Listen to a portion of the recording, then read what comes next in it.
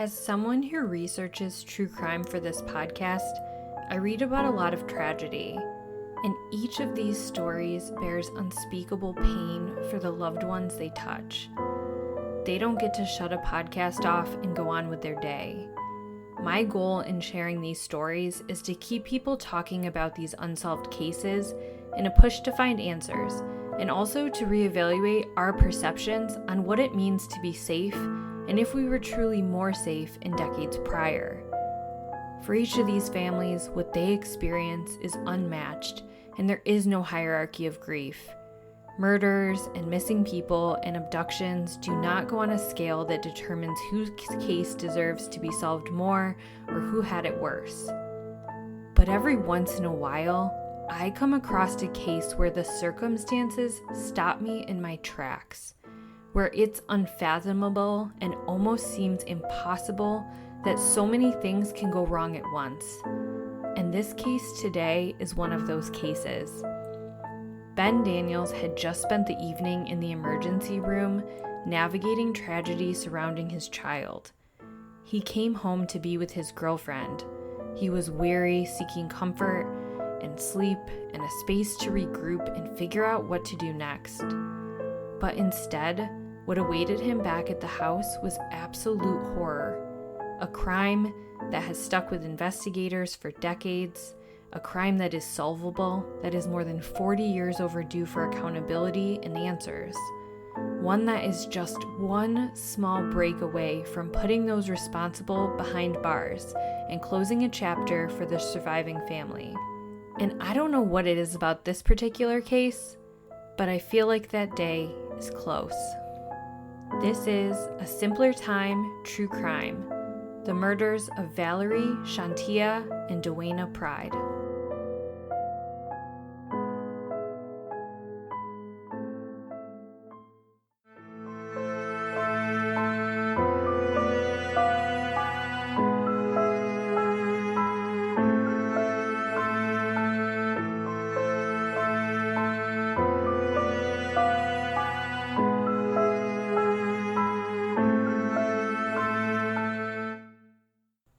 Valerie Pride was born Valerie Ann Latham on March 9, 1958 in St. Clair County, Illinois.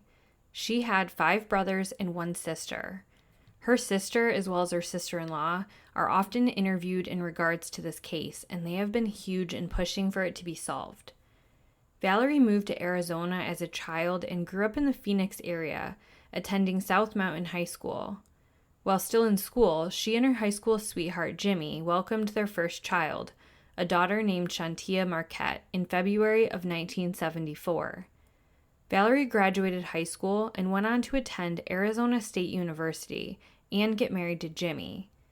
In August of 1977, they would welcome their second daughter, Duana Lynn. It's not clear exactly what happened with Jimmy and Valerie, but they did split and decide to get a divorce. It's never been confirmed for certain, but it doesn't seem like the split between the two was overly bitter or contentious. In fact, the sister-in-law that is still advocating on the case is Jimmy's sister. It's hard to be a teenager and know exactly who you are and what you want for the rest of your life, so it's not uncommon for high school sweethearts to not make it. And you learn so much about yourself, and so much growth happens in early adulthood, so it's not uncommon to just outgrow each other, and it seems like that might be what happened here. Valerie kept her head up and absolutely crushed it in her life as a mom for her girls. She was achieving incredible career goals, and she landed a 4-year apprenticeship with the International Brotherhood of Electrical Workers Local 640, which was the local union. And in 1982, she was 24 years old and was in her 4th and final year of this. She became one of the first female electricians at the local power plant, and she made history as the first Black woman hired as an electrician there. It was at this power plant that she met her new boyfriend, Ben Daniels. Ben was a bit older than Valerie. He was 33 years old at the time, and he had previously been in a relationship with a woman named Gloria, and they had a daughter together, 9-year-old Zena. Now, I don't know if he had other children. He may have, but you'll understand why in a bit. Zena is the one that's really mentioned. The source material does not give a lot of information about this, but reading between the lines in family interviews and newspaper articles leads me to believe that the separation of Gloria and Ben was not amicable, and that there was more hostility and a lot of drama between Ben and Gloria's extended family. Ben and Valerie had great chemistry, and their relationship got serious fast. So much so that in the summer of 1982, they decided to take their relationship to the next step, and Valerie purchased a home for the four of them to move into. It was at 1545 East Ardmore Road in Phoenix. This was a quiet neighborhood in South Phoenix, and the house was newly built. These homes were all sprawling Spanish-style homes, and they're the ones that kind of come to mind when you think of southwestern U.S. homes, at least if you're like me and you're in the Northeast. And if someone said, just picture the quintessential, Arizona, New Mexico, Southwest United States home, this is what I would picture based on what I saw. And the architecture, by the way, is intentional. That thick stucco over the adobe brick and stone, that helps keep the house cooler in that Arizona heat, which is why you see so many there. Valerie was proud of what she had accomplished, and she was on a roll with more to come. But when I talk about the drama with his family, it just seems to keep resurfacing. And it's unclear exactly what it was about, but in interviews and news outlets over the years, it kept coming up that Ben had trouble with his past, related to his past relationship, but he would reassure Valerie that it was under control and he was moving forward from it. Monday, September 6th, 1982 was Labor Day. Valerie and her two daughters and Ben had been together celebrating the occasion and enjoying their new home. But by mid-afternoon, that typical quiet holiday would change dramatically with one phone call. Ben learned that his 9-year-old daughter Zena had been taking a bath at her mother's house. Her mother had been supervising her but walked away for a moment. When she came back in, Zena was found under the water. She was rushed to the hospital, but doctors had been unable to save her. Zena had suffered an epileptic seizure while in the bathtub and drowned. Ben had rushed to the hospital, and Valerie waited behind with the girls, just waiting for him to check in with an update. And it was 1982, so it wasn't as easy as being able to text or call, so she just kind of had to sit around and wait for more information. I mentioned Zena had epilepsy, and that is likely why her mom was so involved in still supervising her bath that closely at that age. Obviously, at 9, you would think kids would be a little more independent, but in those instances, that was likely why it was probably a condition that made it so that her mom had to watch her quite closely, and it sounds like just a tragic accident that happened in a small absence of her mother's time. So while waiting for more news, Valerie tried to just keep going on with her day as best as possible and keep things normal for the girls. And so she did their evening, she did dinner, and then she began the bedtime routine with the two girls who were now 8 and 5 years old. And so the girls got into their pajamas, and at around 9 p.m. and somewhere between 9 and 9:30, I should say, Valerie had a phone conversation, and source material over the years has become a game of telephone on this topic, literally. Some people say she was speaking to a friend, some say she was speaking to her own brother, and some say she was speaking to Ben's brother. What most say, and what a family member said, was that she was speaking to Ben's brother. So I'm operating off of that, but just stating that there is conflicts out there, so if you're reading other source material, you may find different information.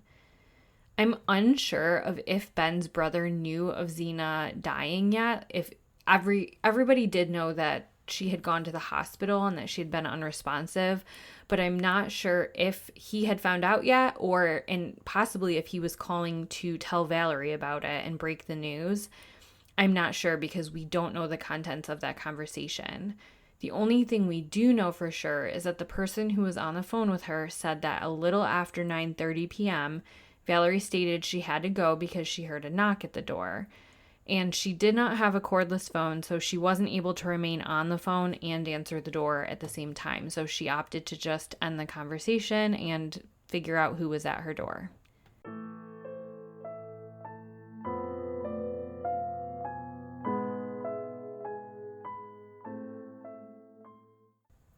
At at around 10 p.m., Ben Daniels pulled into his driveway. He was devastated and could barely process what he was going through. His little 9-year-old girl was dead, and now he had to come into the home he shared with his girlfriend and her 2 little girls and figure out how to pick up the pieces. But as he got to the front door, something was off and the hair on the back of his neck stood up. The front door was not just unlocked, it was ajar. This was unheard of. According to weather reports, the temperature was around 109 degrees in Phoenix that week. Everyone was inside and the air conditioning was on, and people knew better than to leave their doors open for more than a moment. You did not want to waste that air conditioning or let that heat in. Even like unloading groceries, just get them in quick and shut that door. So this was very off. But I'm sure whatever he was thinking he was walking into, there was no way he could imagine what he actually found. Just a few steps into the living room laid Shontia and Duana. They were huddled behind a love seat and covered in blood, and both of them were deceased from multiple stab wounds. It was clear they had been doing their nighttime routine and getting ready for bed when they had been viciously attacked, and the 2 had sought comfort and protection with one another during their last terrifying moments. I can't imagine how scared they must have felt and how confused. Just 2 little babies in their home where they should have been safe. Walking into the dining area, Ben then found Valerie laying near the rear Arcadia door off of the kitchen. This was steps from where she had just been talking on the phone with his brother. She was also viciously stabbed multiple times and was dead. Neighbors reported that Ben just began screaming, and hearing his screams tipped them off to call police. Police were called to the scene, and it was difficult even for the most seasoned of detectives. We're so used to seeing police officers jaded from all they've seen, given carefully curated and professional responses to on-scene reporters at things like homicides. But in this instance, according to an article in the Arizona Republic a day after the murders, one of the first detectives on scene had to come outside to collect himself and said to a reporter, quote, "My God, it's terrible in there. There's stabbing all over the place," end quote. Each of the victims had been stabbed multiple times, and one of the girls had been, quote, "mutilated." Though what that means has never been shared, which is probably for the best and possibly could be tied to motive, a suspect, or a criminal profile. It could also be one of those things that only the killer would know, and so if they brought in other suspects, they would want to keep the specifics of that to themselves to know if somebody confessed, if it was legit or not. Police secured the scene and began their investigation of putting together a timeline and interviewing any witnesses. A couple of immediate neighbors reported that they heard arguing and what they described as a commotion at around 9:45 p.m., coming from next door, but they assumed it was a domestic dispute and they didn't think much of it at the time. They also didn't see anybody arrive, nor did they see anybody leave out the front door. This lines up with the timeline of her getting off the phone, and chillingly, it leaves just the tiny, tiny window until Ben gets home. So they really would have only been dead for just a few minutes. And to me, it also speaks to how brutal the crime was, because sometimes it's terrible to think about, but sometimes if somebody is stabbed, there's a window of time in which they stay alive until they die. And in just this short period of time, they would have all died from their injuries. So that just shows how brutal those injuries really were. At around 11 p.m., Jimmy Pride showed up to the crime scene, and he was so upset he apparently had to be restrained in handcuffs. That's according to an article from back in 1982, and I personally question why anybody experiencing the very real human emotions of losing your ex-wife and 2 children violently would lead to needing handcuffs versus just care and support and concern, but that's just me. When detectives searched the property for more clues, they concluded that the killer likely made their escape through that back door, the same back door that Valerie may have been trying to run to for help. There was also a bloody handprint on a wooden rail of the back fence, so police surmise that the killer had jumped that back fence to get away. And there's going to be a picture of this space and that handprint on our Instagram at SimplerTimeCrimePod. Given the tight window of time and the exit strategy, something immediately came to mind for me. When Ben pulled in the driveway, was the killer or killers still in the house? They had seemingly arrived through the front door. That is, if the killer is the same person who knocked at the door when Valerie was on the phone. But exiting by jumping the fence seems like a quick getaway when you're about to be caught. It's possible they also felt they had to do this because they're probably covered in blood. They would have had to have been based on the scene inside. Neighbors also didn't mention seeing a car in the driveway or a car speed away. So was this crime committed by someone who escaped on foot and lived locally? Was there a getaway car nearby? All things that should be considered.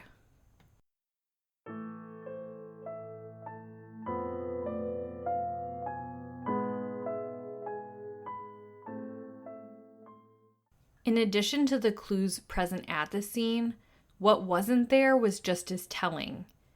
There were no signs of sexual assault or sexual motivation to the crimes. There was nothing of value missing from the home, leaving robbery as an unlikely motive, and there was also no murder weapon left behind. And finally, there were no signs of forced entry. This led police to the conclusion that Valerie likely knew the person who murdered her and her little girls and willingly opened the door to this person. Police also felt that she had been ambushed very shortly after opening that door. There were two roadblocks the police were up against when it came to finding neighborhood witnesses as they canvassed. Whereas in most of the country, a sunny Labor Day, you'd expect tons of people outside. And even though this is later in the evening, sometimes those parties carry on, or people still just stay outside to clean up, and day festivities turn into evening ones. People are still having a beer. And so at the very least, like I said, someone might be outside still cleaning up. But again, it was 109 degrees, so most everybody was in their home with their air conditioning on. And so secondly, Valerie and her family had just moved here a few weeks prior, so they didn't have neighbors that knew them well. They didn't have neighborhood connections. So if you've lived in a neighborhood for a long time, people know your routines, they know a little bit about you. And in this case, they didn't really have a baseline for what was normal for her and nothing that would really stand out. There's just something to be said for the benefit of having community and having people kind of know you and know it's normal. If this crime happened nowadays, at least someone in the neighborhood would have had a camera, one of the Ring doorbell cameras or something like that, and it would have detected someone jumping through over a fence and running through the backyard. They have those motion sensors. And even in the dark, it would have given police something to go on, but they really had nothing. Nobody was talking, nobody saw anything, and leads dried up really fast. Before long, 6 months had passed, and detectives recanvassed the neighborhood. The electrician union that Valerie worked under put up a reward, and alongside them, the silent witness program also put up a reward, but it didn't generate anything that really furthered the case. The only thing police were able to stumble upon was a bizarre rumor. But they heard it enough that they started to take it seriously. People were saying that the murders were a revenge killing for the death of Zena Daniels, Ben's 9-year-old daughter. But this doesn't even make sense. Revenge, by definition, is the action of inflicting hurt or harm on someone for an injury or wrong suffered at their hands. But Zena's death had nothing to do with Valerie, Shontia, or Duana. It had nothing to do with Ben other than it being his daughter. There was no wrongdoing by anybody. The autopsy of Zena revealed that she suffered drowning consistent with that after having an epileptic seizure. So it was all just a tragic accident. How would a brutal triple homicide involving 2 small children have anything to do with revenge? It's so confusing. So much so, I can't even begin to really make sense of it or draw another perspective or make loose ties. But when I try, the best I can think of is that they blamed Valerie and her girls for Ben no longer being present in Zena's life 24/7. or they were so angry that Zena had died they didn't want Ben to be able to have a new family elsewhere. But lest I sound like a broken record, it just doesn't make sense. Digging back in, police did stumble into a clue that happened just a few weeks prior to the murder. In August of 1982, Valerie's new home had been burglarized. She got home after being away for the day, and she had filed a police report because she said when she got home, she noticed that someone had slashed her waterbed, and then that person had taken all of her clothes and plunged them into the water. Police back then, and still today, do believe that that burglary is related to the murders, but nobody was ever suspected or arrested in that either. I know there's a big focus on Daniel's past that he was trying to escape from, but this break-in seems really personal to Valerie. The anger seems directed at Valerie, and the biggest thing I keep coming across in this case is that most of the commentary surrounds some trouble Ben had been in with his past, but Valerie seems to really be the target in all of this. It makes me wonder, what was her relationship like with her colleagues? Were the men at the power plant threatened by a woman coming in doing this work? Was there a secondary layer of racism involved in that? Not only was a woman, but a black woman. And was she having conflicts at work at all? How deep was her conflict, like her specific conflict with Ben's family? I've never seen anything that definitively says Jimmy Pride was cleared of the murders, but there's also nothing that states he's ever been a suspect or that police think he has anything to do with the murders. So in a sense, I feel like he's probably been cleared, but I just want to say that I can't say that for certain. The next break in the case came in August of 1983, just before the 1-year mark of the murders. It was at that point that police announced the arrest of a 14-year-old South Mountain High School student. He was being held in connection to the murders. Back in 1983, the names of minors were not as protected in the paper as they are today, so his name is all over everywhere. I'm just going to call him Kevin, which is his real name, but just his first name. But just know it's out there already in many platforms.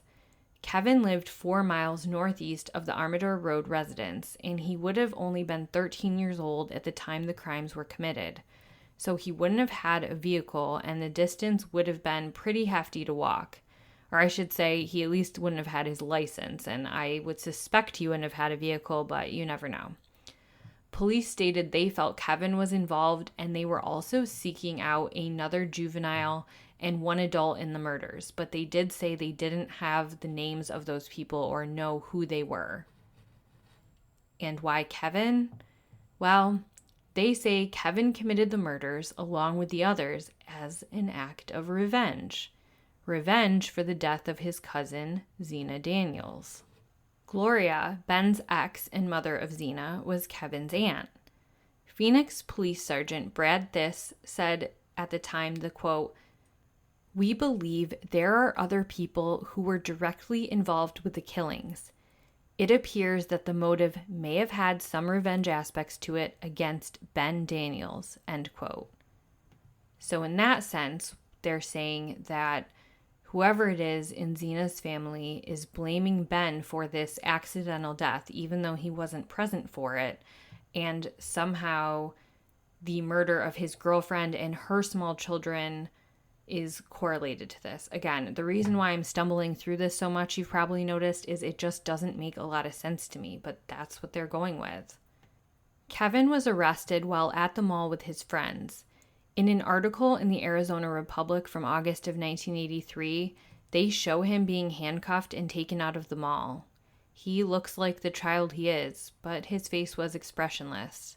Still, just a day later, Kevin was released.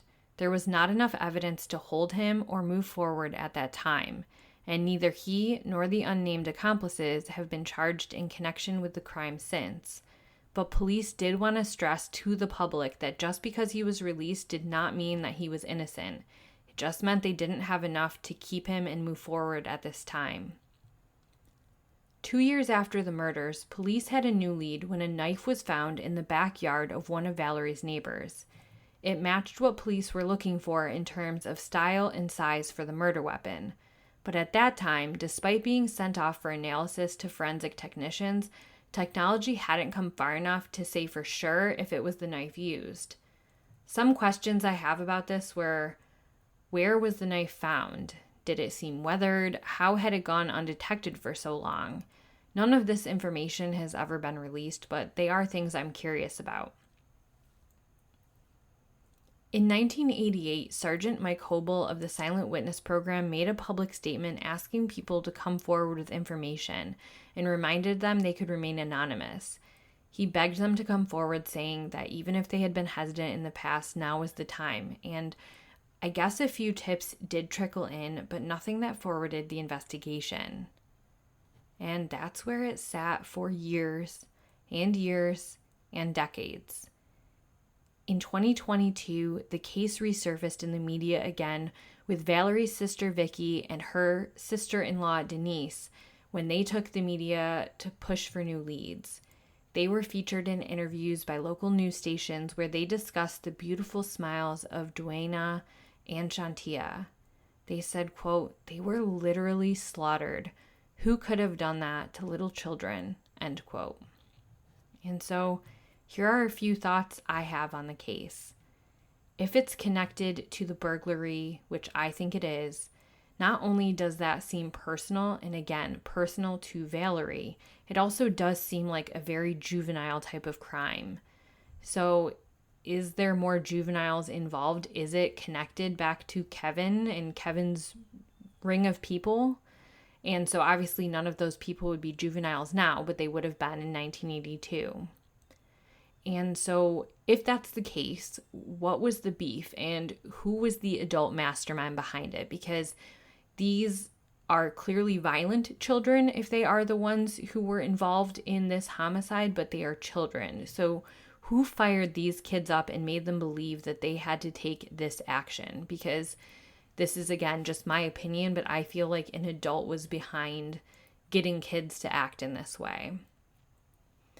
Why was Valerie so targeted? And are we looking so focused on this lead with the family of Ben that we aren't looking into other options? Just making sure there isn't tunnel vision. And could it be another possible motive?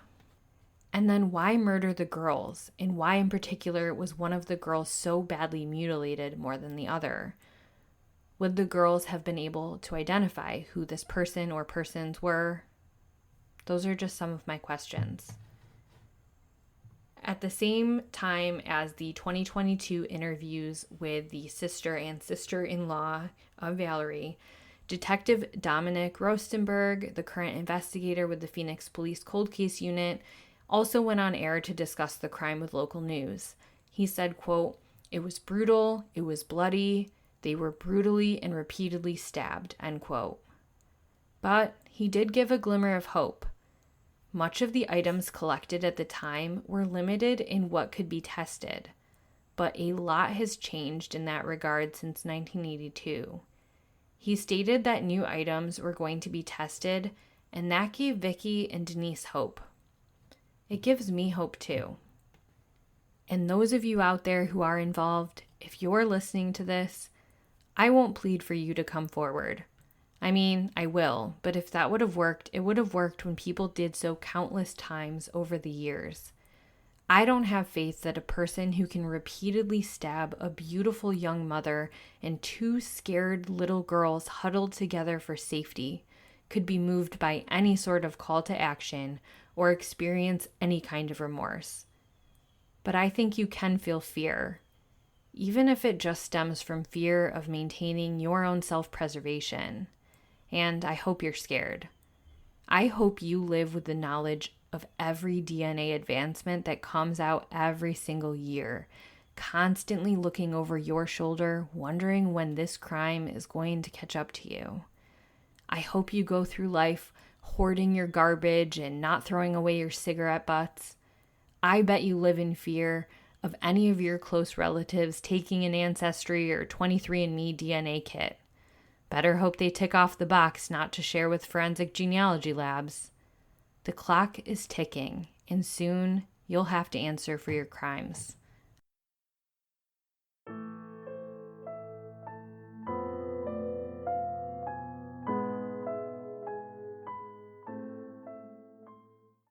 Multiple people walked away from a crime scene of a triple homicide covered in blood, and they had to go somewhere, which means somebody besides them knows what happened. And if it's you, I hope you find it in your heart to come forward. Valerie was just getting started with her life and had already accomplished so much, and Shontia and Duana were just elementary school students.